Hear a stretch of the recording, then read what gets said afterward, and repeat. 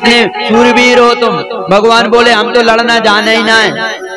बोले जानने लगोगे लड़ना। और महाराज परीक्षित जी, सुखदेव जी कहते हैं परीक्षित देखो नन्हे नन्हे से बालक कैसे हाथों से पंजा लड़ा के युद्ध कर रहे।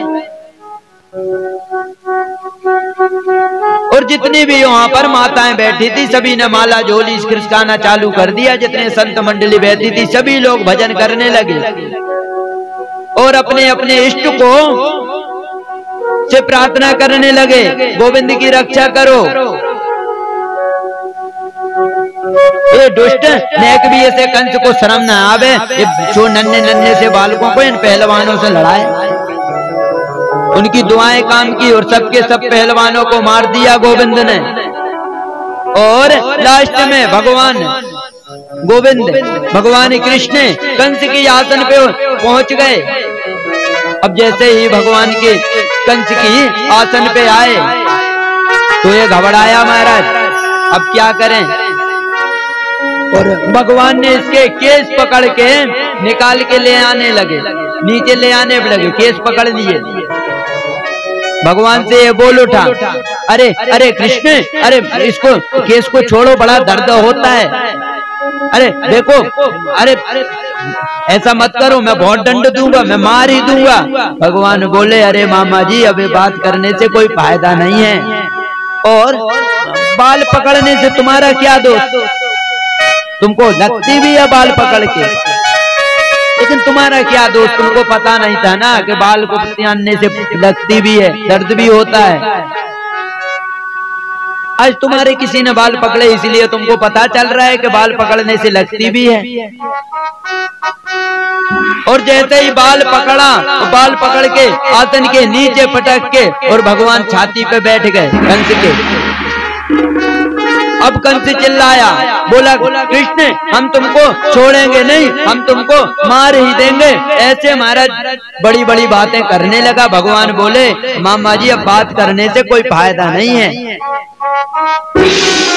अब तुमको कोई बचाने वाला नहीं है इस त्रिलोकी में, अब तुमको कोई बचा नहीं पाएगा, अब तो तुमको मरना ही पड़ेगा। तो भगवान ने घुमा के एक मुक्का दिया महाराज छाती पे और रक्त भवन करते हुए इसका भी नारायण हो गए, इसके पंच प्राण निकल गए महाराज। और इसमें से एक आदि ज्योति प्रकट हुई और वो भगवान के हृदय में स्थापित हो गई। भगवान ने उग्रसेन के यहाँ जाके उनको कारागृह में से निकालने के लिए कहा, लेकिन उग्रसेन ने कहा पहले हमारे दामाद और बहू के लिए भी तो निकालो, हमारे दामाद और बेटी के लिए निकालो, पहले उनको, उसके बाद में हमको करना। वो विधि बताई कि जिस ससुर के होते हुए उसका दामाद जेल में पड़ा हुआ है, यह शुभ संकेत है, पहले उनको निकाल के लाओ फिर हमको निकालो। भगवान से कहा ये राज्य तुम्हारा है। भगवान बोले हमारा राज्य नहीं है महाराज, हम इस राज्य के कोई हमारा लेना देना नहीं है। और तुमको तो पता ही है कि हमको शराप लगी हुई है महाराज, हमारे वंश में कोई राजा नहीं बन सकता, इसलिए राज्य तुम ही करो।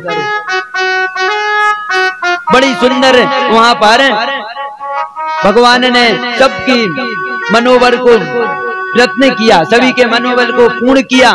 उग्रसेन को राजा बनाया गया और खुद महामंत्री बन गए, बोले हम संभालेंगे।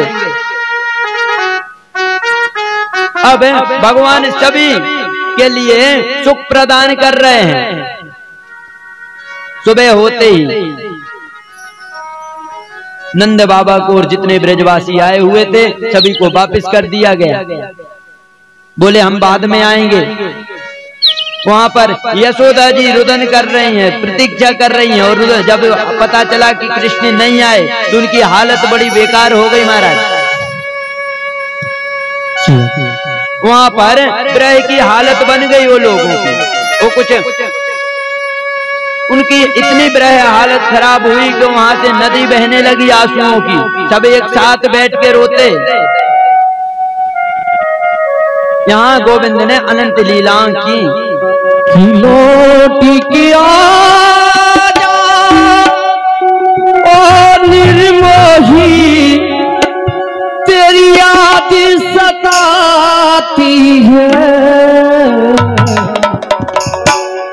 आजा मेरे किशन कन्हई तेरी राधा बुलाती है।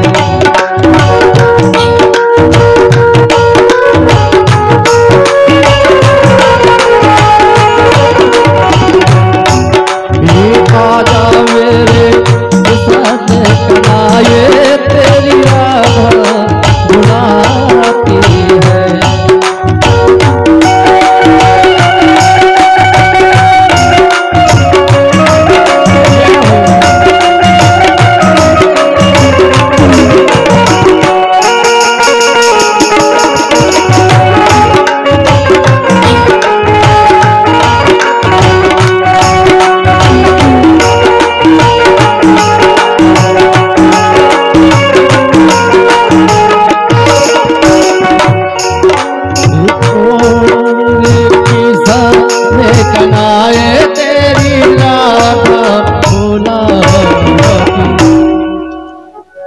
बोलिए द्वारिकाधीश भगवान की जय। इस प्रकार भगवान ने जितनी भी प्रजाति सभी को सुख प्रदान किया और गोपियों से परसों की कह के गए थे, लेकिन गए नहीं परसों। मथुरा वृंदावन से ज्यादा दूर नहीं है। किस वाहन से जाएं, बाइक से जाएं या मोटरसाइकिल, किसी चीज से जाएं तो आध घंटे से ज्यादा नहीं लगता हमारा। 12-13 किलोमीटर है, लेकिन ना तो भगवान वृंदावन गए और ना ही वहां से कोई